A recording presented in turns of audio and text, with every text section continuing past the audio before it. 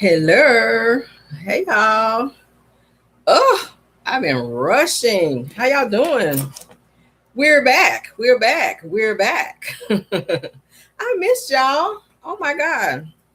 Okay, y'all. So y'all know I sent out the little notice yesterday. Let y'all know we had a severe thunderstorm yesterday. And oh my God, like probably an hour before I was set to go live, the lights like on my entire street went out. Like there was a loud boom, like the lightning, and next thing you know, I'm like, what the hell?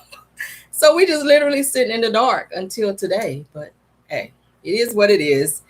We are here. I am ready. I know you guys were waiting. My apologies for those of you that did not get your Car Chronicles fixed this morning. We will be back on our regularly scheduled program in the morning. Okay. So that was not me, guys. It was the Lord that was doing his good work, honey, with the storm. So there was nothing that I could do about that. So my apologies to you guys, for anybody that's in their feelings, because I did not get to go live this morning for Car Chronicles. Okay. Yes, I wanted to. I had my material to go live, but hey, things happen and we are here now. We're going to make it up to you. I'll have to probably do a pop in tomorrow to kind of do a little catching up. But I'm here. Okay, I'm here. Hey. Disclaimer. Everything said in the video is alleged and in my opinion and is used for entertainment purposes only. Okay. Y'all said y'all miss me as well. I appreciate it. I was so mad last night. I ain't even gonna lie. I was pissed because I was ready to get on here and do my little review. And when I don't get to do stuff like that, it throws me behind because I feel like I got so much to do. But we're gonna get through it. Oh, I literally just walked in the door from the store too, just FYI for those of you that care. Anywho, so rushing trying to get back to my Carolyn so we can give you guys your show, honey. Because I know y'all gonna be looking for me. But we are here. And I am well, as you can see. All right, let's get to it. All right, so we are at season 6, episode 12 of Love and Marriage Huntsville. The title of this episode is We Scott a Monster Issue. Now, you already know I'm going to be tearing some asses off in this episode, honey, because, listen, Maurice thoroughly pissed me off in this damn episode. I just got to say that for those of you that have not seen it, for those of you that have seen it, you already know what I'm talking about. Oh my God. Like Maurice, damn. Then he did a whole interview with, I watched part of it. I didn't get to watch it all. He did an interview with Carlos King where he was on there just talking all kind of crazy mess. I'm just like, dude, it's more than life than sex, Maurice. Your wife is sick with cancer, okay? Like you would think that that's where your focus would be versus you being selfish and only thinking of yourself. But then I had to remind myself, he is a Scott brother. And what do? Think only of themselves. But hey, let's go ahead and get into the episode. Scene 1 begins where it left off, okay? With the fake scene with Stormy, Betty, her Aunt Lisa, okay, by the fence where it left off, out there by the horse fence is what I like to call it, okay? So Pitbull face Betty, honey. She is standing back listening to the Aunt Lisa and Stormy as Lisa and the aunt says that she's not fooling with Betty anymore. So Betty's standing back with her face all scrunched up, honey, like she ate a whole bag of lemons. She's looking on and she's listening, which I said this whole thing is fake because not at one point did she even look and even see that Betty was there. As many times as Stormy looked up at Betty to show that she was looking at somebody. I mean, I don't know. Maybe I'm just so aware of my surroundings. If I'm talking to somebody and they're continuing to look somewhere else like this, at some point I'm going to look to see what you're looking at because damn, I ain't about to get caught up. If you're looking away and you're not giving me eye contact and you're so focused on what's going on over here, like, I don't know what the hell was going on with Aunt Lisa. Maybe she was so mad that she didn't realize that Stormy was even looking the other way. But I'm like, did you not even see her looking at Betty walking up on you? And then Betty standing back looking like a whole pit bull behind you? Like, girl. Anywho, so Stormy says, y'all stop this. It's going to always be this until y'all fix it. And I was like, okay, girl. So Betty, like I said, is just standing there and watching Stormy talking and kind of cutting her eye, looking back and forth. And Aunt Lisa, she just steady, gaze. She's kind of gazing out at the horse pasture, honey, like she ain't hearing nothing that Stormy is saying. So Stormy says to her Aunt Lisa, says, y'all need to work this shit out. And I'm just like, oh, this is how you talk to your aunt now? You cussing at your aunt in front of your mama? It's just a whole weird dynamic between them. So, like I said, Betty, she's still looking crazy as Junior walks up. Finally, he comes out to check on his mama after she done been distraught. Well, fake distraught, because I done said this whole scene's fake. So since she's been fake distraught this entire scene, Junior walks up, like I said, and he's going to check on his mom. So in the confessional, okay, Junior says that Stormy says that Junior and I are good, but I got to figure out what to do with Mom and Aunt Lisa, okay? And I'm just like, Stormy, why are you so worried about two grown-ass women? If they want to talk, they will talk. All you can do is ask them to get along while they're at your house, but you cannot control two people and or tell them what to do and when to get along. If they don't want to talk right now, they're not going to talk right now. If they ain't feeling each other right now, it just is what it is. Move the hell on. So Junior and Lisa, they kind of walk off back towards the house, okay? So Betty and Stormy, they're talking, and Stormy says to Betty, Mom, go hug her. Like, don't let her walk away. Like, you see she's distraught, she's upset. Go hug her. So Betty says, how am I hug somebody when they walking off? And that's how she said it, okay? So then, of course, thank God, they went to the next scene, all right? So the next scene is that Martell, he goes to his therapist, which is Melody's old therapist. If you guys watch previous seasons of Love and Marriage Huntsville, you would know that that is the same therapist that Melody had in previous seasons, okay, where she sat down and talked about all the issues she was going through with Martell, which I kind of feel like that's, I don't know. Maybe they should not have done that. Conflict of interest is kind of what it was giving me. If I have that same therapist and you're my ex-husband, I don't feel like the two of you guys should kind of be talking. I felt it was a conflict of interest. Like, out of all the therapists that you could have talked to, why choose the one that Melody used to go to? It was weird. Okay. And then it was just a weird whole vibe whenever he came in, like he's knocking on this door, waiting on her to come to the door. It took her a little minute to come to the door. When she got there, the energy was weird. I've been to therapy before. I've never hugged my therapist. I've never hugged my therapist. I've never, I mean, maybe a handshake or a hi, you know, I'm professional. Hi, how you doing? You know, thank you for being here. You know, that's what they tell me.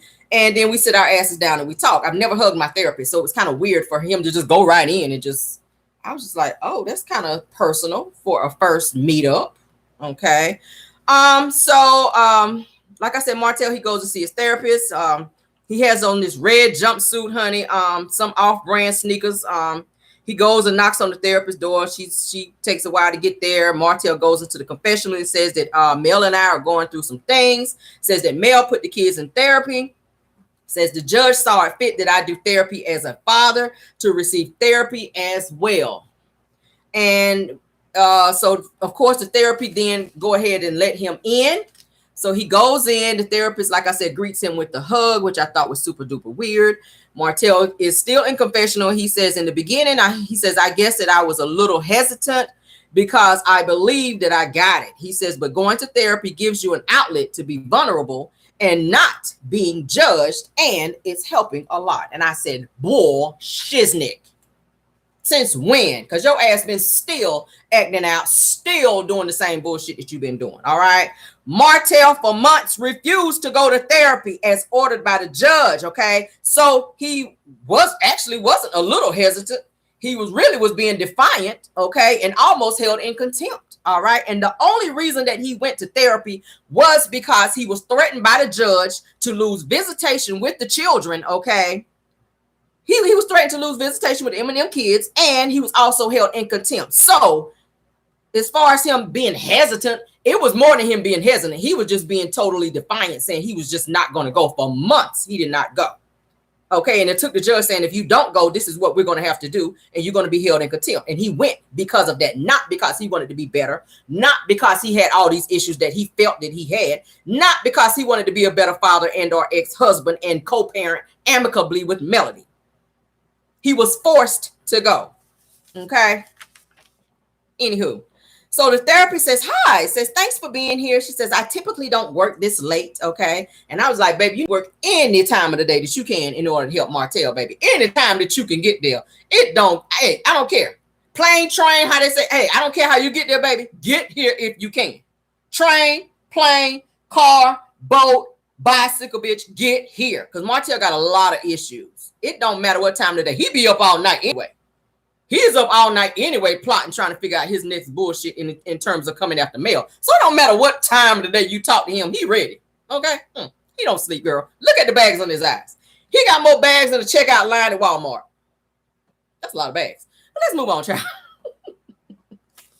Martell says, I know, I appreciate it. I appreciate it. After she says, thanks for being here. I typically don't work this late. She says, I know, thanks, typically, thanks for having me, this late.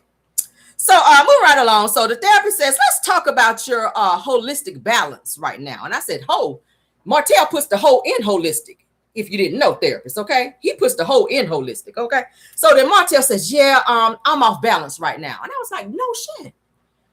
This is the first thing that I can actually agree with Martell on when he says that he is off balance. You have been off balance since the divorce. Well, really since before the divorce. So the therapist says, I'm glad that you admitted that, okay? So maybe therapy might be helping this much. Boom. It might be helping that much for him to admit that he is off balance, because he is indeed off balance. All right. So Martell says, yes, says most definitely it's tough at times. He says the babysitter counseled on me at the last minute. He says, I'm trying to rip and run and do things of that nature. And it's getting challenging. Okay. And so the therapy says, well, when situations don't go as planned, how do you function? She says that I know that you just ride the waves. Okay. Martell was like, yeah, no, not tonight. No.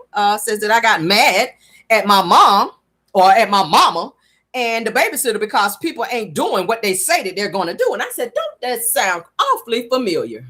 People are not doing what they say they're going to do. So now you feel away when you've done this for how many years now? That's the reason why your ass is divorced now, because you weren't doing what you said that you were going to do. But carry on. Now you feel away. Okay. He says, people are supposed to be here at this time and you're not here, He says, if some situations get to me and I'm ready to cuss somebody out, He says, I love my mama to death, but when I ask you to watch my children and I give you this or that, and when I'm hesitant, he says, it's giving it. He says, when I'm hesitant in giving it to you, it's because that you ain't helping me out. So now you're waving things over your mama's head in an effort to make her do what you want her to do, which means you are now trying to control her. Like I said before, I don't feel that he and Marlene have a great relationship. So he, give her a little bit of dollars from his little Love and Marriage Huntsville checks in order to, make her do what he want her to do and say, hey, you got to watch the kids because maybe I got a date, or maybe me and Ariana gonna hang out, or maybe, I got to do this, this, and this. And he feels like that she should just jump whenever. I don't know if he realized it or not, but grandparents are not, obligated to be watching your kids. They are not. Marlene has made it very plain to him that she don't really want to be watching the kids like that. That she has her own life. She want to do what she wants to do. She wants to do what she wants to do. And when she feels like watching them, then she will. And do I feel a way about it? No. Those are your children. You figure it out. You figure out who's going to watch your children. And if your babysitter cancel, then you have to rearrange your plans. That's what happens when you have 4 children. Now, you did say that you and Melody have this little arrangement where where the two of you have the first right of refusal when it comes to your children. Did you think to even call Melody to see if she was available to watch the children so that you could go to therapy? I'm sure that she would be happy to watch them, knowing that you were going to be going to therapy. So it's looking like you're not following the same rules that you're putting out for her. You saying you're having a problem with the babysitter, it should not be a problem when the mother of your child lives in the same state, in the same city, not far from you. All you had to do was call her on the trap phone and ask her, can she watch the damn children? Those are her children. I don't see her saying no if she don't have anything else to do, or if she's in town. I don't see her doing that. Okay. So the therapist says, so you're saying that if you don't do if they don't do what's expected, that there's tension on their side and vice versa. She says it's an unhealthy relationship. And that's exactly what it is. You're trying to control your mother, and it's all because your mother wasn't there for you as a child. So now you're holding it over her head, and you make her feel obligated to do things for you because she wasn't there for you. And then when she don't do it for you, then you withhold things from her in an effort to control her. That's all it is. Marlene need that money. She need any little money that you give her. And when she say, no, I ain't watching the kids, then you withhold things from her. Okay. Like that bottle of wine, she maybe you should have offered her a bottle of that 13.5. She'd watch them kids then. Because she ain't turning down no wine. Nah. Moving on. So Martell says that I would definitely say so. Okay. So then he goes into confessional. He says the relationship is equal. He says that I know that I got to have your back and you got to have my back. Oh, really? He says that when it's one-sided, that's not cool. He says that I've been selfish in the past. Glad you realized it. He said, and it cost me dearly. Believe me. Okay. Meaning his marriage. All right. So then the therapist says, where's your dad? Okay. So then Martell, somewhere in Huntsville, I haven't seen and or spoken to him in over a year. I said, ain't that convenient? He get out of prison, and we saw that, was it last season or season before last? He conveniently found you just to get a free meal out of you, just to disappear again. So it's seeming like Martell does not have any type of stability when it comes to his mother and or his father, okay? His father, as we know, has been locked up for over 20 years. He did a 20-year stint in prison for what we don't know, but for him to be in there that long, it had to be something very serious. And it seems that crime runs in his family very, very deeply, okay? All right. Yeah, he showed up to get that free meal, and that was it. So production then rolls tape on Martell on a boat with his dad fishing, and Martell expressing his feelings of him, of his dad not being there or having a relationship with him for years. Okay. That I keep saying that has a lot to do with how Martell has turned out. It takes a man to raise a man. I mean, Marlene was not there. And further in the episode, the brother and Martell, they're going to admit openly that they pretty much raised themselves. In conjunction to the grandmother stepping in and doing whatever she had to do. Marlene was not there because she was working 2 jobs. So they were committing crimes and doing whatever they were big and bad enough to do because they did not have parental guidance in the home, if you will. Okay. They needed a father there to jack their asses up and say, hey, hey, hey, where the hell you think you're going? Get back in here. You're not about to be running the streets. No, sir. But because he was in prison, they did not get that. Thank you so much, Gertina Jones, for the super chat, my dear. Okay. She said, speak. Yes, God. All right, so yes, Martell has those abandonment issues, and he tried to say in therapy that that's, you know, I don't blame my dad for that, but you kind of do, and you kind of holding that over your mother's head as well, okay? And that's unfair because, I mean, it happened. It is what it is. What you might need to do is have your mother in there as well and get those feelings out in terms of how she was not there for you, and maybe have your father in there because it starts there. It starts there. You can work on yourself, but until you get to the root of things, then you're not going to get better. That's how you're going to figure out why you are the way you are. Martell is the way he is because he felt abandoned. And now that Melody left him, that is why he is trolling the hell out of her, because he feels abandoned.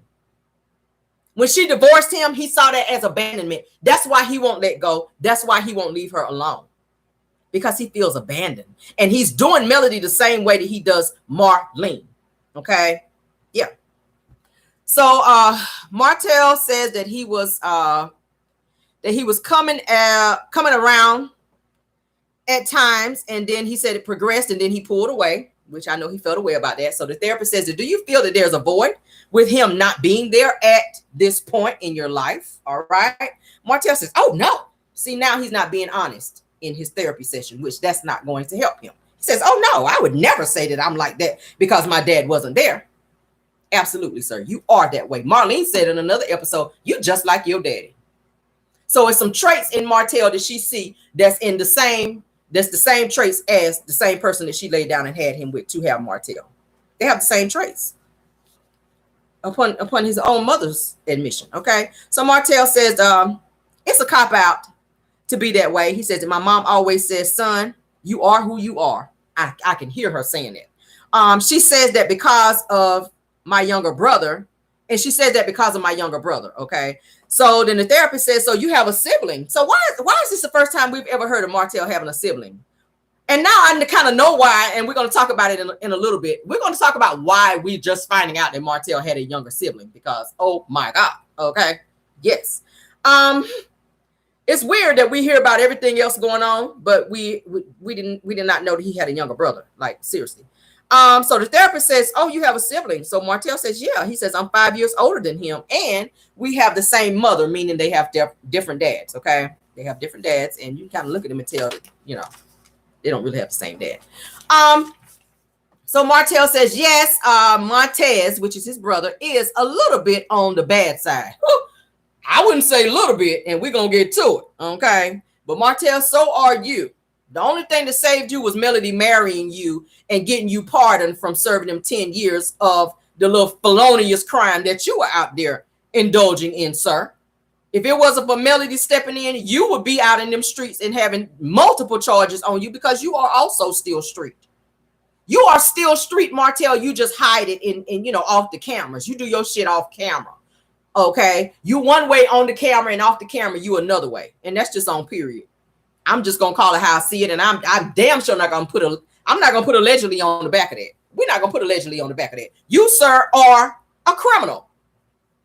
You're a criminal. You are a criminal. All right. Martell thinks because he's on Love and Marriage Huntsville that he's better than his brother, but he has an opportunity because of Melody. Like I said, Melody turned him around. He's still a criminal like his brother. All right. So Martell says, yes, Montez is a good dude. Okay. So production shows some old pictures of Martell and like little family pictures between Martell, Montez, and Marlene. That's a lot of Mar. But anyway, so Martell then says that it was a struggle and it was hard. He says, and I take full responsibility for the person that I am. He says that I don't fault my mom or dad for what I went through. You kind of do, Martell. All right. You kind of do. But moving right along, child. So the therapist says, my homework for you is to reassess those relationships that you had before and make the most intimate relationships conducive to where you're going. Okay. I don't know if he understood that. She was using a lot of big words and he was sitting there looking like, I was like, does she know he don't know how to read and his comprehension skills is kind of off? She might want to break that down in maybe kindergarten terms so that he can get that because his homework about to be all F's when he bring it back. Just FYI, therapist, if you watching my channel. So Martell says, okay. So he agrees with the therapist like he understands bull crap. I was like, he didn't do homework in school. He damn sure ain't about to do it now. Moving on to the next scene, child. Because Melody had to do his homework in school upon her own admission. So moving on to the next scene, child, is Kimmy and Maurice. They pull up to this wine and design place to paint. It's like a sip and paint. I'm sorry, guys. I ate salad before I came online. Probably shouldn't have did that. Now I got hiccups. And then they're waiting on Tisha and Marceau to then join them at this particular event. Okay. So they go in and they're greeted by the instructor, who is this real overly joyful Caucasian lady, honey. She's there giving them instructions on what they need to do. So Mayonnaise Maurice is what I like to call him, says, I planned this date night for Kimmy and I to do a little bit of painting. He says, and I invited Marceau and Tisha to come along as well. He says that they'll get a chance to see how great of a painter I am. And I was just like, boy, bye. Okay. I had to pull out the violin on his ass. Anyway, so Kimmy says that the only thing that you painted in your life is walls. Okay, so she's trying to throw a little bit of shade. They were kind of having a little, small conversation until Marceau and Tilapia Tisha got there. All right. So then Maurice says, no, I painted murals, not walls. And I was just like, whatever. You still don't have a job. You brother man off Martin. You still don't have a damn job, but go off. All right. So they have a small talk, like I just said, as the instructor instructs them on how to do their glasses that they're getting ready to paint. All right. So the instructor says, don't put the glasses in the dishwasher, that you will have to hand wash them once they are completed. All right. Which then opens the door for Maurice to run his mouth and tell Kimmy, well, that's going to be your department. As soon as he heard anything to do with work, he wanted to put that off on Kimmy as to say, well, since we got to hand wash it, then that's going to be your job. I'm chilling. Like, I ain't watching shit. Anyway, so Kimmy says, wait, what? Kimmy said, what? Maurice says, the cleaning, that's on you. Kimmy says, whatever, says that Monster needs to see you wash a glass or two. Okay. Meaning like it starts with you. When he see you do it, then maybe he'll jump in and be like, oh, that's a glass. I can do that. Anything you can do, I can do better, So then Maurice says, why do you say that about Monster? So Kimmy says, because he needs to see you do it, like I just said. So then Maurice then says, because if I'm not there, then you just tell him to do it. And I was just like, why wouldn't you be there, Maurice? Why is Monster always left there with Kimmy? Because you trying to act like you so busy. You ain't fixing no credit. You ain't doing nothing else. Why is it that you're never there in order to do what needs to be done with your son? Kimmy is not your babysitter. Kimmy is not the child's mother. I don't like the fact that he continues to leave this child there with Kimmy, knowing that she is going through cancer, knowing that she's going through treatments. She already said that she's beat down and she's tired most days. All she wants to do is lay in the bed. So it's looking like Maurice does not give a damn about Kimmy and what she is going through. But then I got to blame Kimmy, because this is your husband, and it's time for you to speak up and let him know that you are tired of him playing in your face.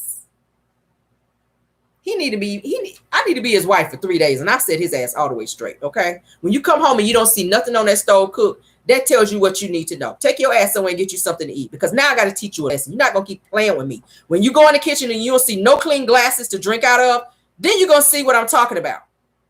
Kimmy needs to put her foot down or put it up his ass so that he can understand he cannot continue to play with her. All right? Ciao. Not in this house. Anyway, so Kimmy says, I just don't like to be the heavy all the time, okay? Maurice then replies, says, well, I'm really the heavy. Are you serious, Kimmy? Yeah, you are heavy in weight, but yeah. So then Marceau and Tisha finally comes in, because y'all know they always late for every single thing. Tisha has on this replica of Mel's wig, this blonde wig, okay, and this fake Rainbow City Trends chain, honey, like she 2 chains out here. Looking like white chicks with this Maybelline on 3 shades lighter in the face, honey, and 4 shades darker in the damn neck. I said, good God Almighty, girl, what is going on with you, Tisha?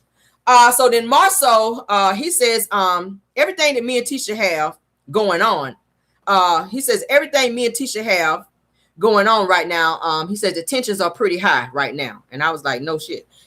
So then Maurice then mentions the date night. He says that I was on board. He said when Reese mentioned the date night that I was on board because it's a way to relax. Okay. So he's then putting his apron on to get ready to paint along with everyone else. All right. So then Tisha says, any interesting conversations that y'all had lately? And I was like, oh hell, here we go. So then Maurice jumps in. He jumps right in and says, well, punishing Monster is a start. So he wants to talk about that, which then means that he's going to be throwing Kimmy under the bus. Kimmy then looks at him like, really, bitch? Like, really? That's what we're going to talk about right now?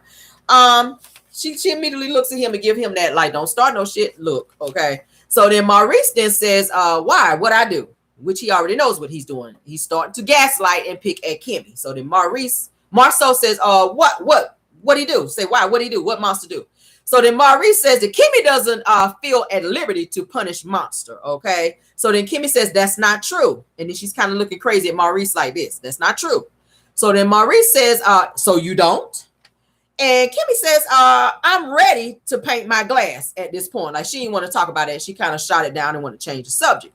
So then Tisha kind of looks at Kimmy because she knows what's happening between her and Maurice, because she gets that same treatment from Marceau. Okay, Marceau, he kind of grins because he's like, yeah, this is my element. This is what I like to see, because I do the same thing to Tisha. Okay, he sees the frustration on Kimmy, and he's just kind of looking back and forth with this stupid ass grin on.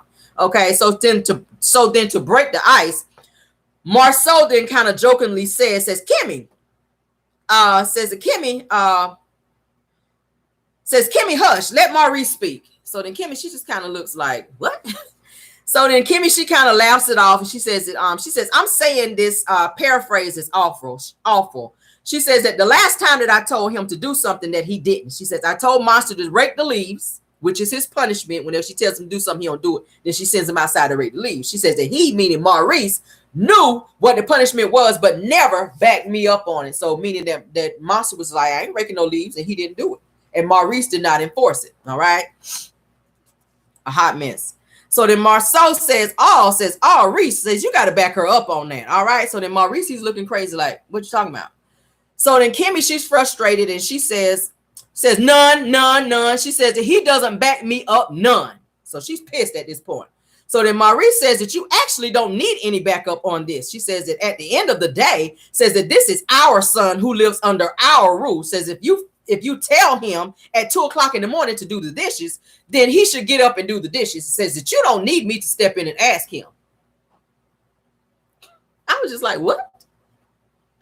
First of all, at 2:00 in the morning, first of all, you're not about to be going to bed if your chores are not done. It's just not going to work like that at the end of the day. And you are his father. That is not that is not Kimmy's son. You are supposed to enforce whatever she asks him to do. Kimmy should not be the only one laying down the law and or the rules because Monster does not fully respect her as such. You asked him to come and stay in your house. You asked him to live with you and took him away from his mother where he wanted to stay from the first damn place. He didn't want to come and stay there. He made it very plain, a couple seasons back, he did not want to come there. His family was there. His friends were there. He was happy at the school he was going to. Maurice wanted Monster to come and stay with him so he wouldn't have to pay them Love and Marriage Huntsville checks to Kiowa. And now he's putting the responsibility on Kimmy when she said in the beginning she didn't want that. She already raised her son. She raised her son. Her son is grown. So now Maurice is using this opportunity to be able to step out and do stuff he want to do and leaving Monster there to be a burden on Kimmy. And it's too much and she's tired of it. So Kimmy says kids are very touchy, meaning that they don't listen. And she feels backed into a corner because she doesn't know how far to go with him because that's not her son.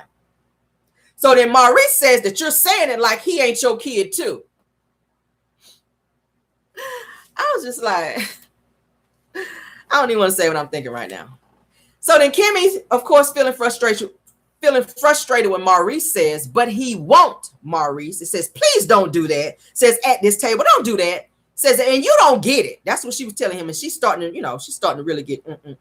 So then Maurice in confessional says that I don't feel like it's a pause when it comes to raising Monster. He says, I feel like you've earned that right without tiptoeing around Kiowa's feelings. So then Kimmy says, I tiptoe around your feelings. All right. So then Maurice says, you shouldn't. And Kimmy says, well, I do. Okay.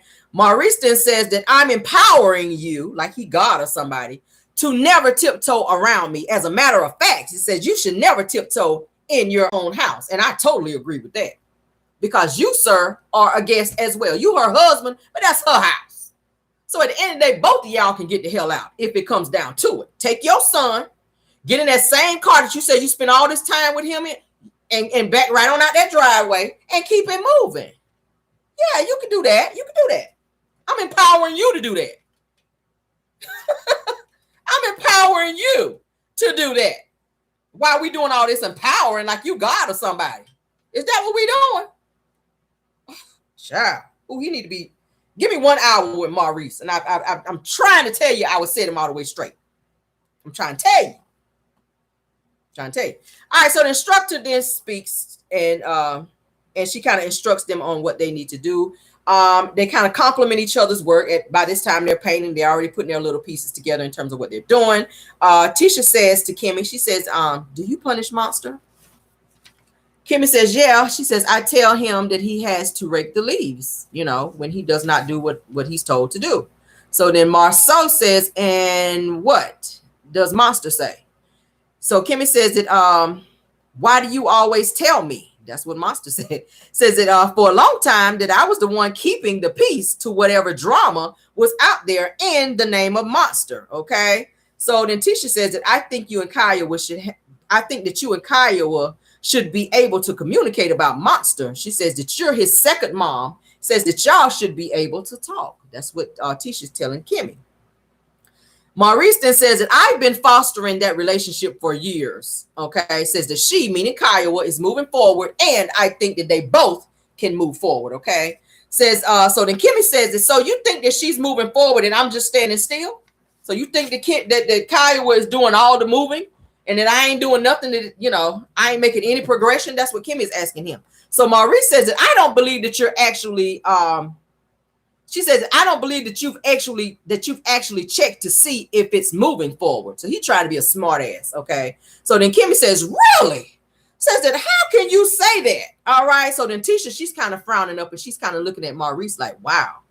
So then Marceau interjects and says, Kimmy, do you think that Maurice supports you in that? All right. Kimmy says, no.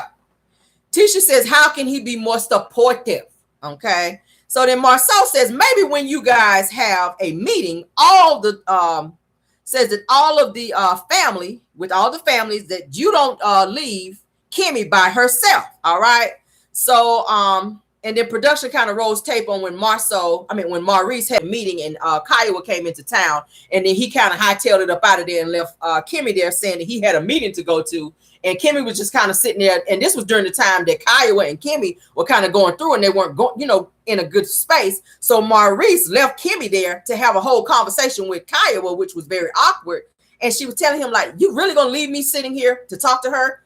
When really this is your issue. I'm just here as a support system, not this person that should be sitting here having a whole meeting with your baby mama. So Maurice says, I wasn't late to the meeting. He says, as a lawyer, sometimes you have to meet with your clients. What clients? I ain't heard nothing about no clients. They ain't show that in no storyline in any season thus far since you announced that you had this whole certificate out here. Now you got clients. Where the clients at? Where are these clients at? I'm trying to figure that out. Now all of a sudden you got clients when it's time for you to be a dad. Okay. So then Kimmy says the primary goal is taking care of Monster. Okay. So then they're in confessional. Maurice says that I would like all the parents on the same page if we're going to raise Monster correctly. He says that I'm going to schedule a family meeting and get Kiowa here and we can get to the same page. He says that anyone else who has issues, it can get resolved as well. Why is he the messiah of this situation? I'm trying to figure that out. Okay. So then Kimmy says that you keep making these little side remarks like I'm the one at fault. Okay. Y'all know Kimmy, she gonna speak up. But what I don't like about Kimmy is that she does not follow through when it comes to old Maurice, honey. Maurice gets to do whatever he wants to do. He talks to Kimmy any kind of way, and it looks like she's gonna shut him down and check him, but then she allows him to get away with this. And that's what I don't like about that. He is so manipulative, and when it looks like Kimmy is really getting ready to go ahead and back him up into a corner and check him, he gets away with the mess all over again. And that's why nothing continues to change in their marriage or their situation in terms of raising Monster. Okay, so then Maurice says that I'm not saying that you're at fault, that I'm saying that things are unresolved. Okay, so then Marceau and Tisha says, okay, guys, good night. They're getting ready to leave at this point. All right, next scene is Martell and his brother Montez. They kind of sit and eat breakfast and they talk at Martell's rented Airbnb house. Martell comes in with breakfast for the both of them. Not sure where he came from with the breakfast, but they were eating looked like fried chicken and waffles. So Martell says that he reached out to his brother about a year ago and that he recently got married, meaning his brother out of jail, okay, which was probably some pen pal chick that he met that was writing him in there, and he got out to have some type of normalcy. Y'all know how it is when somebody done spent some time in the pen. They get out and they find some little slow chick who really, is desperate to find a man. He's trying to find some stability and a place to stay, and that sound like what it is. So they got married, okay, straight out of jail, child. I said, sir, you need to be on love and lockup, not love and marriage Huntsville, but go off. So Martell says that, what's up with you, Montez? After he actually comes in, they sit down and they're eating. Okay, so he said, "What's up, Montez?" Montez then says to Martell, "I'm straight. I'm just off probation or whatever. He got a little thug in him. I'm just off probation or whatever. So they eating their little chicken and waffles or whatever, digging their hands in there. Ain't seen nobody wash their hands, but go off. So then Montez says that, I got to stay out these streets, for real, bro. I need the help of my big brother. And I was like, well, shit, you about to be staying in the streets then. That's what it looked like. So then Montell said, I'm always open to help any way that I can. And I was like, well, you need help too. So how the blind gonna lead the blind? One blind criminal leading another blind criminal. Go off, honey. So then Montez says, yeah, teach me some things. And I was like, you might not want to know the things he gonna be trying to teach you though. Because he don't know how to handle no woman and or be respectful towards a woman. And if you're trying to get marital advice, please don't take it from him, because you see he's already divorced. He done messed that up, okay? And he's a criminal just like you. But anywho, Martell then goes into the confessional and says that I've been that big brother who's always been there. Really? Says that, of course, then they show a picture of Marlene, Martez, and Martell back in the day, okay? He says that he hasn't listened, but I'm glad that he's listening right now. But you don't listen either, Martell, okay? Anywho, so Montez then says that he says that he's starting this driving job tomorrow. So he got him a job, child. He's getting ready to be starting driving tomorrow. So then Martell says, oh, that's like your first real job in like forever. I was like, well, damn, how long you been in these streets out here, bro? This your first job in forever? Your first real job.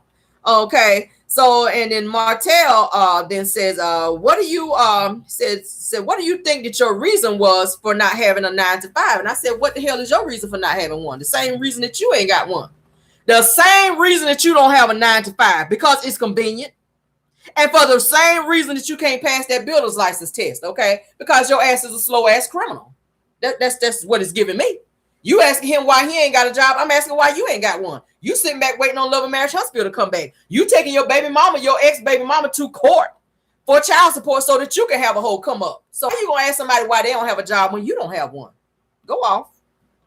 Montez then said, well, you know, says the streets, and we, we didn't have no dad around to, to say, get a job and do this and do that, That's how he talk. You a little thug out here. So Martell, he agrees, said, yeah, I don't know how it would be if our dad was in our lives, I don't know if it would be better if our dad was in our life. So then Montez then says it might have been worse. Said that mama always worked and we raised ourselves. Says it came from the hood for real. So we always been in these streets. Notice he said we, not just me. So he telling on Martell too, which further lets me know you ain't no better than him. We means you and you know what I'm saying? He's like, yeah, we've been out in them streets wreaking havoc. And speaking of them streets, I'm gonna do a pause for the calls right there because I did run across some info. And since we talking about it, since we already there, he really been in them streets. When I say he been in them streets, let me go ahead on and pull this up and we're gonna move on past it because Crime Stoppers does have a little information there. Let's go and put it up there. Boom, Exhibit A. Exhibit A. I said, how the hell you on Love and Marriage Huntsville and Crime Stoppers looking for you, Mr. Montez Dewan Holt? How is that? How is that? You have been in them streets. According to the article that I saw, okay, for Crime Stoppers, it was for a little alleged incident where there was a little pow going on into somebody's house and a young child was pow and unalived. And it said and alleged that this particular individual was a part of that situation. All right. Going to show Exhibit A again. That's him with his thick neck ass. I know that thick neck anywhere. I know that thick neck anywhere. Yes, I said it. Crime Stoppers looking for you, bro. So Martell, I don't know why you thought it was a great idea to bring your brother on the show talking about you want to help him out. Crime Stoppers is looking for your brother. Just FYI, okay? Do we got the number on here? For anybody that 256-53-CRIME. Okay? If anybody got a pen and want to write that down, let's do an instant replay. 256-53-CRIME is the number. Okay? Anybody see him walking around in Huntsville streets, go and turn them in. Get that reward money. All right. Let me look at y'all over my hand. Damn. Anywho. So Montez says it might have been worse. Mama always worked. We raised ourselves. We came from the hood. We was always in them streets out there. And I said, sound like you still out there according to Crime Stoppers, but go off. Martell didn't agree. Says, yeah, you right.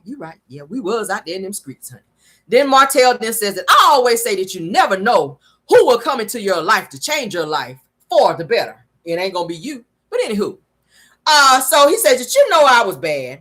He says, I had just got out of alternative school. He says, if I didn't have ROTC at the time, that I would have continued my mess. Okay, so then he kind of daps his brother up and they kind of agree like, yeah, you still in your mess, but keep eating your chicken and waffles, all right? So then Martell says that you're still alive, so that means that you can change it. Says, and one of my things, he says, and one thing, hold on, he says that one of my things of me getting confused was he said, one of the things that helped me get out of that was getting married. Okay. So he's kind of giving Mel some props in terms of turning his life around, which I already said that. He says it kind of what helped him was to get married. Okay. Martell's whole face lit up whenever he started talking about getting married and being married to Mel. Okay. Contrary to what he always say in interviews and anytime somebody asks him about Mel, oh, I don't miss her. Yes, he does. Melody turned his life around. Martell was in a life of crime. He was He was in the hood, honey. He was hand to mouth. He talked about how he was very poor growing up. Melody grew up on the other side of the track. She had a little change about her. She was a different type of woman that he was used to being with. Hence the reason that he proposed to her so early on, because he saw something in her. He saw that he can connect to her and pull himself out of the situation that he was in and be where he is. Well, right now, he never would have been on television had it not been him linking up with Melody. He never would have done that. He would still be out there in a life of crime, probably on Crime Stoppers with his brother, had he not run into Melody and Melody turned his whole life around. But anyway, his face lit up when he started talking about Mel. He says, even though I went through my shit, and I got to say it how he did. He says, I got divorced. He says, in the beginning, that had me focused. Then having that one person to come in, and she's taking care of home and making things, that much easier for me to focus on business. I don't know what kind of business she was focused on, because according to Melody, she was running everything. She was getting all the business contracts and stuff together. You were gone most of the time. You were out cheating with Ariane. So if you want to call that business, then whatever. Okay. So then Montez, his brother, then says, what? He says, what? You and Mel? He says that, he said, what you and Mel got going on now? He said, I ain't seen Mel in so long, in so many years. He says, you thinking about getting in the studio? And he was trying to joke, he was trying to throw a little bit of shade. I noticed there. And I was just like, you ain't want to throw no shade, Mr. Thick Nick. Okay. Cause you looking like you got part of Benzino neck. That's why Benzino ain't got no neck, because your ass got the rest of his neck. That thick ass. And why you got all that neck? Sitting up there with all that neck, and then you want to be throwing some shade against Mel. Like, really? Boy. I said, I'm gonna read his ass down in this review. You don't get to be talking about nobody me throwing no shade with that thick neck that you got. But anyhow, so Martell says, what? Then he starts laughing. Okay. He starts laughing at his brother's joke. So then Montez, the brother, says that she made that diss song about you, remember? Okay, so then Melody, she's in the they show production rolls tape back and shows Melody in the studio. She got her headphones on. I think it's so uncool. I think it's so uncool. So y'all know she's singing that song. I was like, oh, okay, girl, go off, honey. And all my boys that think of you. I was like, okay, girl. I heard that little bravado there at the end, that little note. Go off, girl. Sing, Mel. I was like, you better sing in here, girl. I think it's so uncool. I think it's so uncool. And I had to do it in her voice, because y'all know I like to do Melody's voice. Woo! If you watching me, Mel, I love you, Mel. Okay, I got to do your voice when I'm talking about you. But I think it's so uncool. Y'all hear that bravado? Woo! Don't mess with me here tonight. All right, so then the brother Montez, honey, the brother Montez says that you didn't see Mel for years because. No, I was saying that you didn't see Mel for years. This is what I'm saying. He didn't see Mel for years because he was locked up. Okay, the little song that threw me off. I think it's so cool. Let me get back on track. All right, so then Martell then says, "What does marriage look like for you?" Okay, I'm in here being silly. Somebody said, "Sing Caramel." I'm in here being silly doing my Melody voice. So then Montez then replies and says, "It's hard right now." He says, "It's my first time being in a real relationship," and I was just like, "How old are you? This your first relationship?" Bruh, well, you kind of had one if you was locked up in a penitentiary for a little while, because they do have cuddle buddies in there, so that kind of holds you over till you get out and kind of get the other thing that you really like. So you kind of did have a relationship. You just don't want to talk about it right now. That's kind of what it's giving me. You don't want to talk about the real relationship that you had when you was in the penitentiary, because they have relationships in there. Some of them, they do kind of tie their shirt up in the front and y'all go lay up in your little bunk and y'all cuddle up a little bit until, they say lights out or whatever. And then when you get out, then you find the real thing. You got to have something to hold you over, but go off, whatever. Just in my crazy little petty mind. Anyway, Martell then replies and said, well, try to satisfy your mate and each other. Like, he's trying to give marital advice. He's trying to give relationship advice when none of his shit worked. But go off, Montel. So then Montez says, yeah, that's the goal. That's what I plan to do. All right. And I was like, Martell, you're the last person to be giving any type of marital advice, because you cheated. Okay. You lied and impregnated Ariane, like 4 times? And you still messing with numerous women. So you're probably not the person to be giving any type of relationship advice, sir. Okay. Because you put the whole in holistic. We don't talk about it. But let's move on. Martell then goes to a confessional where he loves to be. All right. He says that I am happy that my little brother can learn from my mistakes. Really? This is a good time to come on out confessional, but go off, sir. He says it's good to have a wife. Now he back to talking about Mel, because y'all, that's what he loves to do. He says it's someone to help keep you focused and grounded in business and in life in itself, you know. He says that having a good wife can help you become a better man. Sorry that you just now realizing that, Martell. I'm sorry you got to keep going into confessional to realize that you had a good wife now when you're telling everybody that she was lazy and she didn't do anything and that you did all the work and she wasn't there for you. She didn't give you head when you wanted it. She wasn't a good wife to you. She wasn't this, and this. And you had to go to Ariana because Ariana gave you everything that you needed. Now you're back to saying that Melody was the one to do it. So which one is it? Because I'm confused. C-O-R-N fused. I'm confused right now. Either she was there, she was a good wife, or either you had to go to Ariana because she won't give you what you need. Like, which one is it? I'm confused. Okay. I know a good lie when I hear one, and every time Martell seems to be talking, I mean, I keep hearing lies.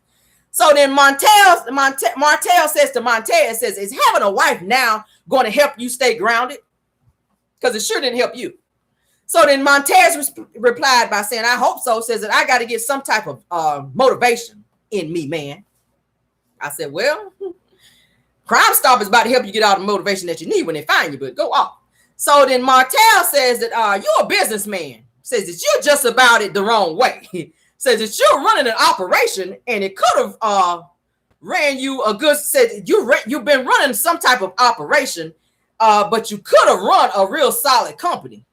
But it sounded like you might have had some white stuff on your hands, out some powder on your hands out there in them streets, is what it's kind of sounding like, the type of business Martell is trying to be talking about. It sounds like you might have had that white powder on your hands. All right. So Martell then says that, would you want to have your own business? Then Montez says, of course I would like to have my own business. Okay. So then Martell says, that's why I wanted to talk to you. Martell then tells Martez about the business expo with Tisha and Marceau, and that, you know, that they're hosting this expo with the Comeback Group. Then he tells Montez to come and meet some of the people and invites him to come and be a part of it. And then he says, of course, Montez then says, okay, yeah, I'll come. Because, I mean, you ain't got shit else to do. Might want to look out the door like this when you get ready to walk out, because, you know, they're looking for you, bro. Just FYI, just a little heads up. All right, so then Martell then says that it's time for you to jump into everything good, okay? Then Montez was like, yeah, he agrees. Then Martell then says, you know, I'm with you, whatever you want to do. Then Martell then says, you know, you got something to wear? Says that you got to dress in business attire. Montez was like, yeah. I was like, why are you asking? Because you ain't got but one suit. Not like you can help him. You ain't got that one little black and white penguin suit that you wear everywhere. So, and that's probably the suit that you was gonna wear. So why are you asking him? You ain't got no money to help him get no suit, but go off. Anywho, moving on. Next scene is Kimmy and Maurice. They are at home to meet with Monster, and Kiowa is on her way there to have the sit-down family meeting that Maurice bestowed upon everyone, to his admission. Okay. I bestowed like he God. I'm like, boy. Okay, so Kimmy and then Maurice, of course, they have like little small talk before Kiowa arrives. There's a knock at the door. Of course, they go into confessional. Kiowa and Maurice said that Kiowa was in Huntsville for the meeting that I set up for all of us to be on the same page. All right. Then Kimmy says, I'm here for it. She's here, so let's get to it. All right. So there's a knock on the door, like I said. Monster, he goes to open the door, which his face lights up. This is the first time I have seen Monster happy. Out of all the times that they have filmed him, out of all the times that, you know, the camera has been in his face, he always looks depressed. He looks down. He looks like he'd rather be anywhere but there. But when he opened the door and he saw his mother, it was like something came over him. And I was like, see, he needs to go home. He loves his mom. All right. So Kimmy says to Monster, says that your birthday is coming up. Let me back up because I kind of jumped the gun a little bit.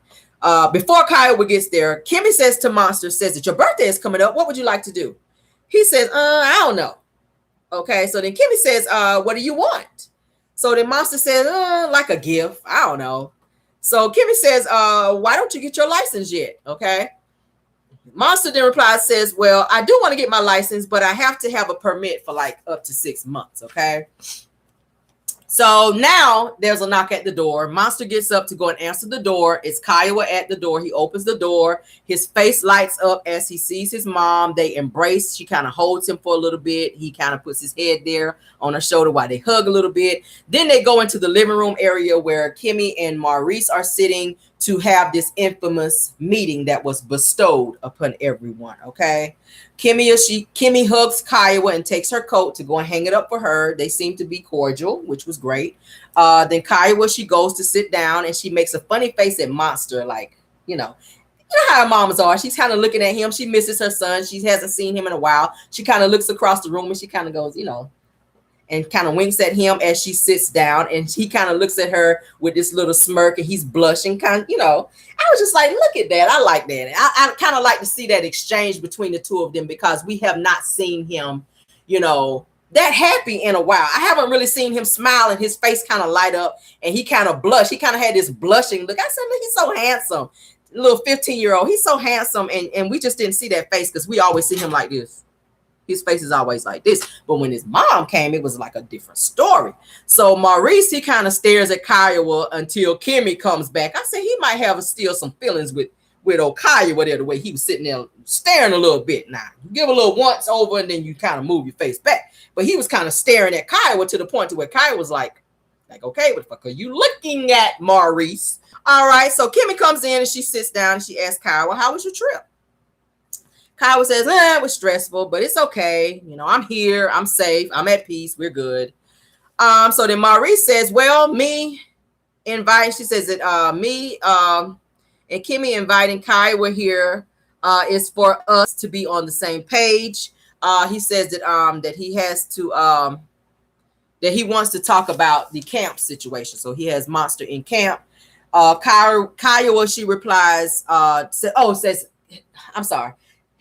Maurice asked Kiowa, has Monster mentioned anything to her about camp? Kiowa then says no. Okay. Then Maurice says that we get up at 5 a.m. now. He says that we get a better start on the day. He says that he's been going along with it kind of well. So the whole time that he's talking, Kiowa was looking like 5 a.m. Like he never got up no damn 5 a.m. So Kiowa says, okay, so you get up at 5 a.m. and what else? So then Monster, he jumps right in chores. So then Kimmy says, well, there's not many things, to be honest, laundry, and then he's got to clean that room. Then he's getting that trash to the curb. That's what the agreement is for Monster. All right. So then Monster says every week. So then Kimmy then says it just has to be a priority in your world. She's talking to Monster.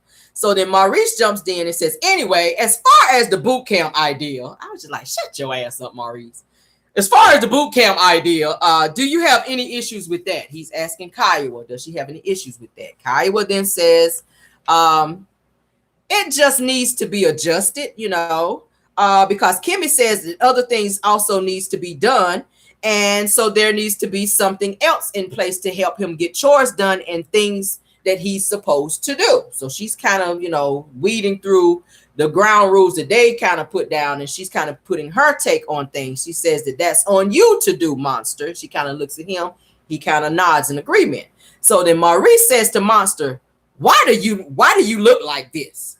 So he just kind of changes the whole mood because he just kind of gave his mom like a little smirk, like he agrees.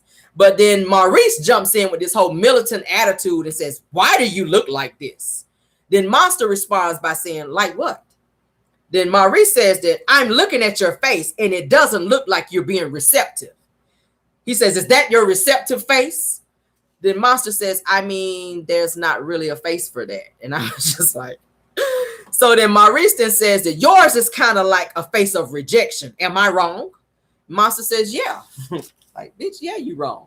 So then Maurice says, so your face is saying that this is a great suggestion, that I'm going to use that. Okay. So Monster was like, no.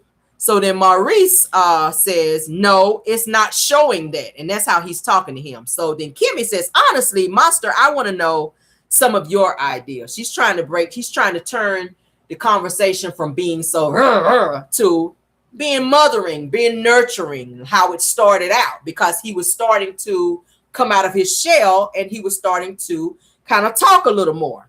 All right. So then Monster says that I don't really have any right now. He don't have any suggestions right now. So then Maurice jumps back in being aggressive. Why?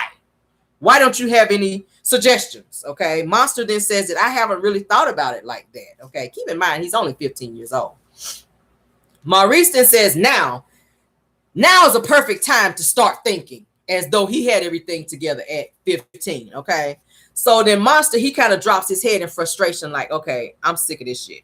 So then Kiowa jumps in and says, how are your grades? And this is how she's talking to him. So he's replying, and he's kind of more receptive to the way Kiowa and Kimmy are speaking to him versus Maurice. All right. So Kiowa then asks him, how are your grades? Monster says, they're getting better. So then Kiowa then asks, how can they get even better? Okay. So then Monster says, I'm giving my max effort right now. So, he's kind of unsure. So Kiowa says, I don't understand. Says that you want to get good grades, but you're not doing the work. So then Monster says, yeah, says that I have a goal. I just, kind of don't feel like it. So he's just kind of in lazy mode. So Monster, like I said, he's more receptive to Kiowa when she asks questions, and he's smiling. But when Maurice asks him something, he's kind of shuts off. He's frustrated. He's lost for words, and he's very disconnected, I noticed, okay? Then Maurice, he kind of says, that's the thing. He comes right back with that aggression again. So then Kiowa says that you got to explain this to me. Says that when you and I go to dinner, that I want to discuss things, and I want to hear more about it. And that's how she's talking to him. So then Monster, he kind of looks at her, and he kind of smiles a little bit. He's very receptive, and he says, okay. So then Maurice, he jumps in, being militant again. Okay, he says us talking at you doesn't really matter as much. He says that you got to have the same stuff on the inside. Says that you're running out of time. Okay, so then Monster, he kind of looks at Maurice like he's very irritated and he's very aggravated at this point. So then Maurice then says that speaking of running out of time, says that why don't you go run out of here and finish those things that you need to do? Says that you've got homework to do, don't you? So then Monster, he kind of mumbles, mm-hmm. Then he gets up and he leaves the room. Kiowa smiles at him, and she kind of gives him like a little wink, like, don't worry, mommy's here now. Don't let it get to you. I know daddy's being hard on you, but mommy's here now. She kind of gives him that look, that reassurance. She kind of winks at him, and he kind of looks at her, and he kind of gives her a little smile. He walks out. Maurice then says that I'm glad we had this meeting with Kiowa so that Monster can see that we're on the same page. And I'm just like, you kind of not on the same page, Maurice. So then Kimmy says, except I don't think that we're on the same page. And I was glad she kind of said that. Maurice then kind of looks at her with that same stupid look that he looks at, like where he stretches his eyes like this. Kiowa then says to Maurice, says it was a healthy conversation, but I didn't want him to feel like we were ganging up on him, which is how he felt, with Maurice being the aggressor in the conversation. All right. So then Maurice says that, what do you mean that I was ganging up on him? Says that I was the only one. Actually, I was the only one that was out there on that island, meaning that he was the only one that was trying to get through to Monster. Okay. And Kiowa kind of looks at him like, boy, bye. Okay. Says that what y'all, meaning Kimmy and Kiowa, think about this. So he says that I don't want to feel like I'm the only one on this island. And I'm just like, Maurice, please shut up. Kimmy then says that I don't think that you're on an island. She says that I think that I said that there were milestones that we weren't meeting. She says that you just like to say things longer, Maurice, meaning that you're long-winded. Okay. Maurice then rolls his eyes. He says, I think that he needs to understand a sense of urgency. He says that he needs that right now. Okay. So then Kiowa says that, do you think that he could be dealing with not being with his mom as much? And I was like, totally. That is totally what it is. And he doesn't know how to deal with his feelings. That's what Kiowa was asking. So then Maurice then says that it could be because you babied him a lot. All right. Maurice is blaming everybody else for the issues with Monster when he has yet to step up as his father and do what needs to be done. Okay. Kimmy and Kiowa can see it, but Maurice isn't taking accountability for the lack for his lacking in being a present dad with Monster when he ripped him from the comfort of his mother and his comfort zone, his friends, his home, his school, and everywhere else that he was happy to be at, only to have him here and ignore him. Okay. So then Maurice then says to Kiowa, says that says you baby him and I'm asking him to grow up. Okay. Kiowa kind of shakes her head like, whatever, okay? And she kind of rolls her eyes because she don't agree with what Maurice is saying. So then Kiowa then says, most of the time that I did everything for him. It's just, that it's just not me babying him. She says, I nurtured him, okay? So that Kimmy via confessional says that that Maurice is rolling his eyes at Kiowa's parenting, but his plan doesn't seem to be effective either. She says that there has to be a middle between a drill sergeant and him being babied. And I totally agree with that. Okay. So Kimmy says to Maurice, says that I feel that you want him to turn into a young man without the proper tools. Okay. So she says that Kiowa said that she did everything for him when he came here. He expected that. And I said, no, sir.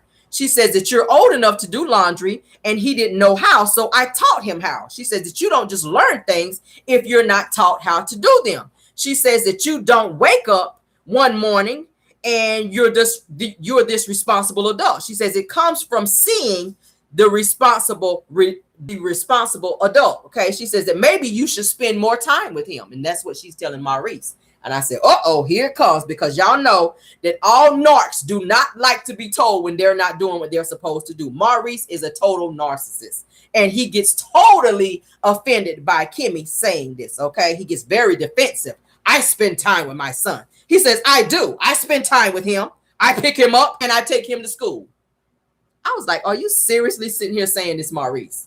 You spend time with your son by picking him up and taking him to school. That's something you're supposed to do. What she is talking about is one-on-one time. Take him to go play basketball. Take him to where you and him maybe go shopping. Take him to the park. Take him somewhere where it's just you and him, where he's not always stuck up under Kimmy. You wanted him to come and stay in your house because you said he needs to be around a man, but you're never there. Kimmy is not a man. You are his father. It's your responsibility to do that. But now you're becoming defensive because you're being called out. So Kiowa says to Kimmy, that's not spending time. And I'm glad she said that. Kimmy says to Maurice, please don't let them be the first two examples of how you explain how you spend time with him. So then Maurice says that we have conversations for more than hours, okay? So then Kimmy says there's more to it than talking and sitting in traffic. I was like, tell him. So then Maurice says, who helps him with homework? So he's still trying to be this defensive asshole when he knows he's not there and does what he's supposed to do. So then Kimmy says, if you helped him every day, he wouldn't be behind right now, meaning his schoolwork. So then Maurice says, I don't help him every single day. He says it like that.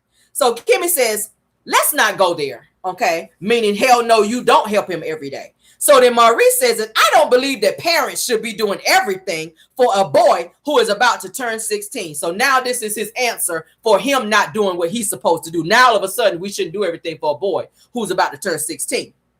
So Kiowa scrunches her face like, excuse me? So then Kimmy says that I'm saying a lot of the time Monster spends here that he is in his room by himself. Meaning you're not there. You don't spend no time. He spends a lot of time in his room, which is why he is depressed. Look at your son.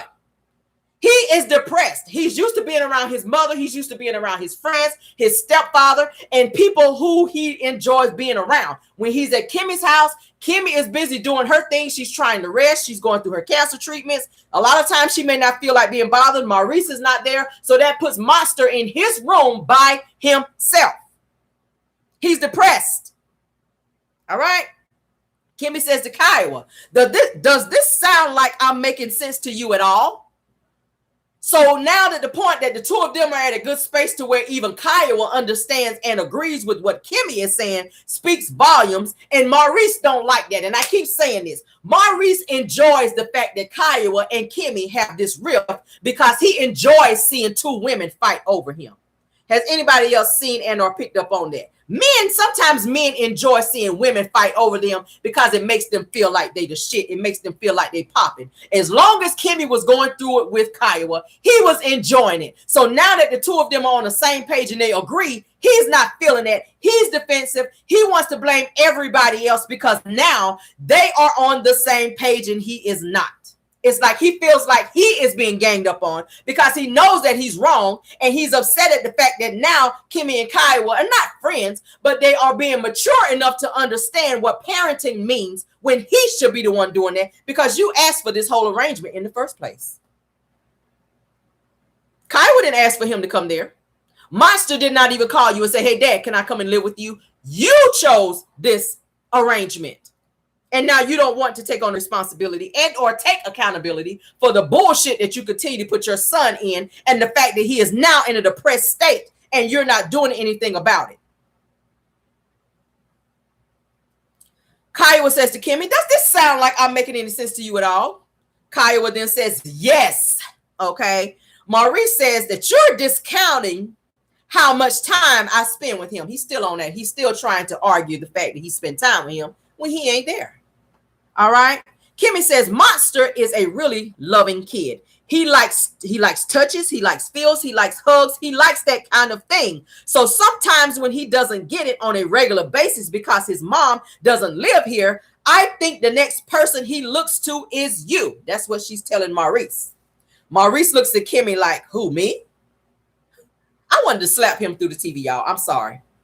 I said, boy, if you don't send that boy back to his mama, send him back to his mama. You show him no affection and he sits up in his room locked up all the time. I said, this is a hot damn mess.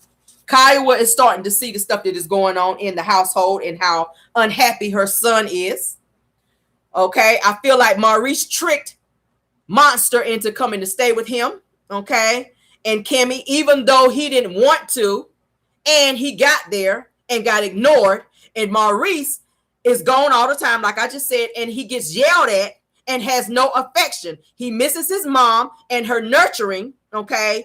And he's acting out because he's so unhappy and he feels lost and looked over. That's what's going on with Monster. I'm a mother.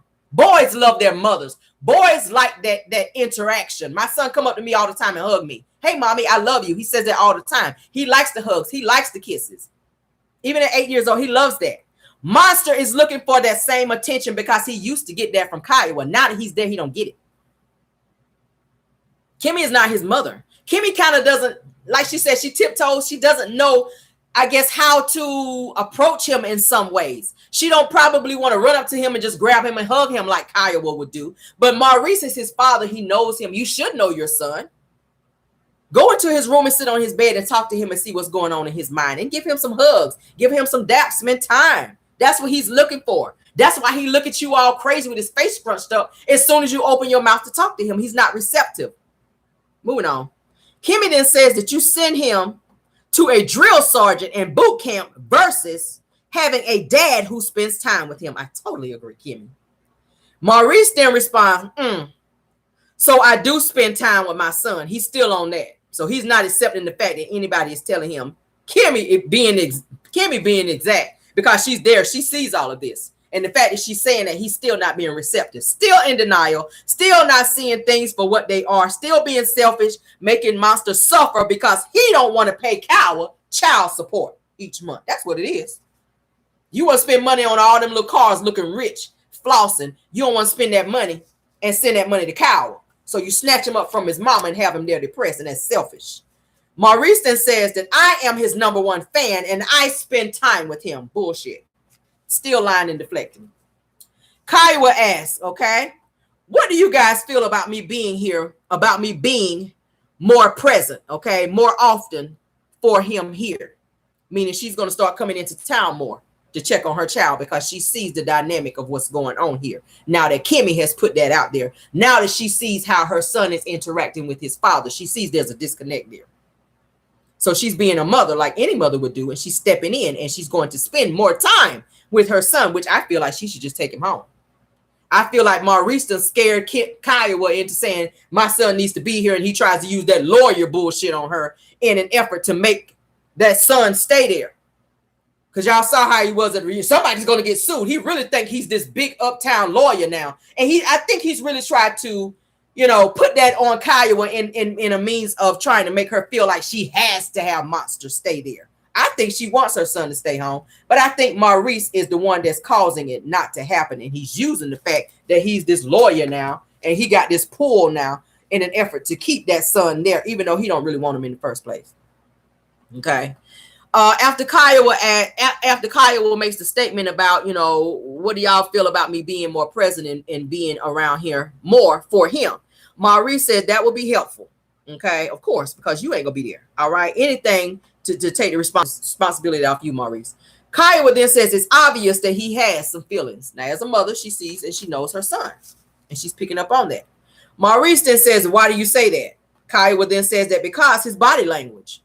Okay. She knows her child. Kiowa says that he's feeling something and the wheels are turning because he's not saying stuff. She says something's going on. She knows her son and she sees it. Maurice then says that you think he's not saying things because I'm here. Boom. Kiowa then says that it could be. She says that you're very hard on him. She says that so he may not feel comfortable saying certain things to you. All right. Maurice then looks off into space. All right. And he said, and he's shaking his head like he don't agree. All right. So then moving on to the next scene. All right. Next scene. And we're going to breeze right on through this scene because I'm not even going to spend a whole lot of time on it. It's this fake ass mess between Stormy and Courtney. They're in their car. They're riding. The both of them saying that they're hungry. They want to go get some food. I don't even know why that's important. Stormy then asks, do you think Chase is hungry too? Well, my thing is this: you're his mother, you guys are his parents. If you guys are going to get you some food, why would you not order food for your son too? I mean, you're hungry. 9 times out of 10, he's hungry too. So I don't even know what that scene was about. Courtney then says that I might order him some food. Why should there be a might? If you're ordering food, get the baby some food. Stormy then starts talking about the issue with Betty and her aunt Lisa and not getting along. Stormy starts this fake ass crying, and then she says that I get fed up, and she says that she gets fed up with them not getting along and what's going on with the whole warehouse situation. And I just move on to the next scene because that part was totally irrelevant to me because the tears were fake, the entire scene was fake, and I was over it. Moving on, next scene. Maurice and Kimmy, they're back in the living room, honey. As Kimmy and Maurice. Maurice brings Kimmy a drink as they're sitting down in the living room and they're continuing to talk. By this time, Kiowa has left. Kiowa is getting ready to leave. Maurice asks Kimmy, says that Kiowa says that Monster has some feelings. Says, what do you think about these feelings? Okay. Yeah. So Kimmy then says that moving away from his mama will give him some emotions of some sort. It says that may be a family therapy session. So she's saying that maybe they need to go to some type of family therapy session. All right. Kimmy then says that y'all can go to a family therapy, to a family therapist. Okay. Then Maurice comes in and says, no, says that we can go to a session, meaning me, you, Kiowa, and Monster. I don't know why he feels like Kimmy needs to be there. I feel like it should just be with Kiowa, Monster, and just Maurice. Kimmy should not be there. If that's the case, then why isn't Kiowa's husband there? Because Kiowa is also married. Kiowa's husband is also a part of helping raise Monster as well. He is a bonus father, just like Kimmy is a bonus mother. So if Kimmy has to be there, then why should Kiowa's husband not be there as well? Okay, if it's gonna be a family thing, let's make it a whole family thing. All right. Kimmy says that Monster doesn't talk much and he has feelings that he's harboring. He says it's emotional for him, and he does have a lot of body language too. Says, but he's tired of hearing y'all talk for such a long time. And I was just like, Jesus, Maurice is as long-winded, honey, as a Southern Baptist preacher, honey, on an Easter Sunday. And y'all know that anytime Maurice gets to talking, he is very long-winded. He is long-winded like a Southern Baptist preacher, honey, on Easter Sunday. Moving right along. The next scene is Monster and Kiowa, honey. They go out to dinner to talk, and they're at this place called Superhero Chefs in Huntsville. All right. They're sitting down. They're waiting on their food to get there. They're talking. The vibe is different. Monster is receptive. He's smiling at his mom. He's happy to be in her presence. They're happy to be together. Yes. Kiowa says, let's finish our conversation from earlier. She says that, does dad spend enough time with you? Okay.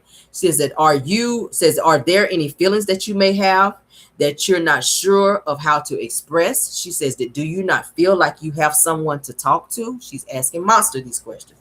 Monster says, I mean, I do have people to talk to. He says, I just don't want to. Okay. Yeah. So Kiowa says that you have to talk those things out and express them, or it's going to have a negative effect on you. Okay. Monster says, I do. He says that actually I just talk to myself. That's not good. Okay. That's not good. His father is there. He should be there to talk to him. Monster said he sits in his room. He talks to himself. Okay. Which is why he's depressed.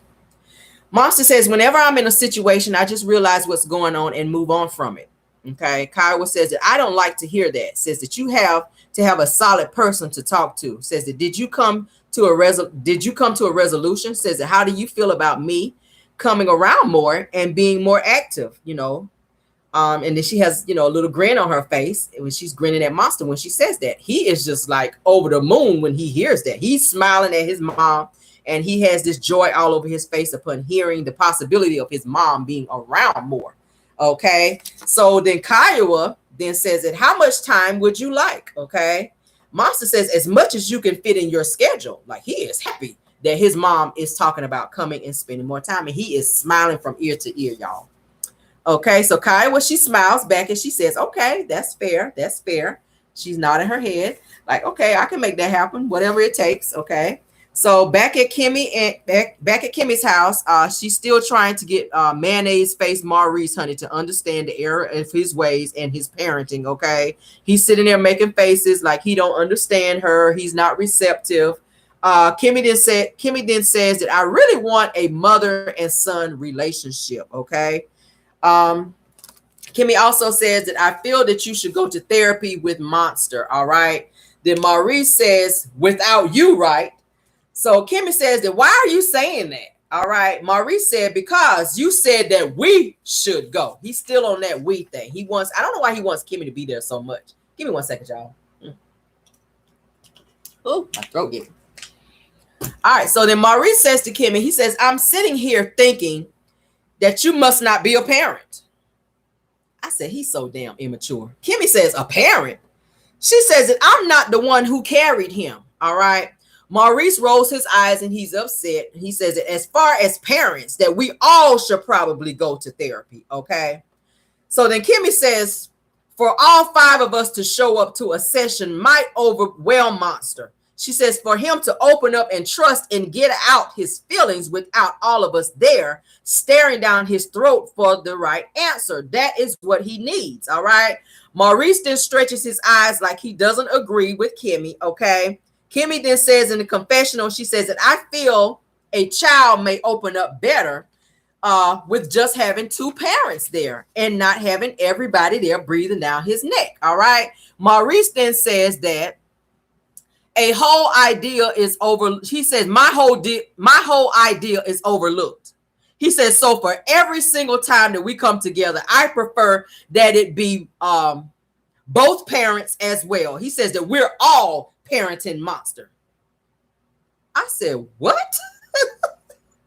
He is on some mess. I said, Lord. So then Kimmy says that I'm very much aware of the last meeting because you left me there to fend for myself. And he's talking about the meeting with Kiowa when Maurice left Kimmy sitting at the table. And he's talking about he had a whole meeting to go to. So then Maurice says that I wasn't late to that meeting, that I was early. He says that I let them know before the meeting. Okay. Meaning that his other meeting that he had to be at when he and Kiowa was supposed to have been meeting with Kimmy. Okay. Maurice, I feel that Maurice should have postponed the meeting that he had to go to, knowing that the rift between Kimmy and Kiowa was at an all-time high and that the 2 of them were just still trying to be in the same room with each other. I feel that Maurice should have canceled that meeting and he should have been there to help them get through that because Kimmy felt ambushed. Okay. Maurice then says that I feel that we need to have another meeting, me, you, and Kiowa. I was like, oh God, him in these damn meetings. He said, so you guys can work through all the stuff that you have going on historically, since she's saying that she's going to be around more. He says, I mean, you guys can talk and iron out all that stuff. There's really nothing to iron out. As you can see, they were getting along perfectly fine and they were agreeing. But like I said before, Maurice lives to have an issue between Kiowa and Kimmy. He loves that because that makes him feel like they're fighting over him. Kimmy looks at him like, huh? Like, what? Like, no. Maurice says, you guys need to work out. You guys passed or whatever. Kimmy says, I don't have a pass to work out. Okay. Maurice, he's mad, like I said, because he got called out. So now he's trying to flip it because he's upset and kind of gaslight Kimmy so that she would kind of feel bad and put her in a funky mood because he feels in a funky mood because Kiowa and Kimmy agreed that he was not being a great dad. All right. Maurice says that y'all can talk and get it all out on the table. He says, and even if you don't, Kimmy then interrupts him and says, there's nothing to work out. All right. Maurice then replies and says, yeah, whatever. He says, yeah, whatever that means. He says that you're not over it. That just means that you're not over it. Okay. So he wants there to be a problem, it sounds like. Kimmy kind of looks at Maurice like, it's the audacity of you, first of all, to even be sitting here saying that mess to me, because I just sat here and told you I don't have a problem. I just sat here and showed you when Kiowa was sitting here that I didn't have a problem. And you still on that because you wanted to be a problem. Okay. Maurice is crazy as hell. Okay. Kimmy says, what exactly do you think I need to be over? I'm just very curious right now. Okay. Kimmy says that I don't want a bunch of extra stuff. All right. She's upset and she's talking with her hands at this point. Maurice is getting to he's getting a reaction out of this that he's looking for. Maurice, he then backs up being all dramatic, saying, oh, what is this aggression? What is this aggression? He's sitting back in his chair like Kimmy was like trying to hit him or something. He's just like, oh my God, what is this aggression? Oh wow, like he's trying to egg it on now that he sees he's upset Kimmy and pulled her out of her zone to now being upset and frustrated, because that's where he likes to have her, because that brings him joy, because he's so freaking immature. Kimmy, she's very frustrated at this point. She says, answer the question for real. Okay. And she says it just like that. Maurice, he then makes a dumbfounded expression. And then of course the episode ends there. Okay. I was happy that it ended there because I was getting upset at Maurice and I wanted to slap his ass through the damn TV because he was starting to get on my damn nerves. All right. Yes, he was starting to get on my nerves. All in all, I would give this episode a 4 because I was thoroughly irritated by Stormy and their little scene with her Aunt Lisa. And I was thoroughly annoyed by Maurice and him gaslighting the hell out of Kimmy and acting like he was not receptive and did not understand the fact that he was not a present father, even though he knows he has not been. All right. So moving on, the next episode, which is episode 13, we're going to go ahead and do the spoilers for that as we always do in our review. Next episode, which is episode 13 of season 6, Love and Marriage Huntsville. Kimmy tells Maurice, says that we got to be on the same page to raise Monster. All right. Maurice says, good, I'll set up a meeting for you and Kiowa later. I said, oh, hell no. All right. Next scene is Kiki and Tisha. They are arguing. Tisha is getting some type of key to the city in her lookalike yellow dress.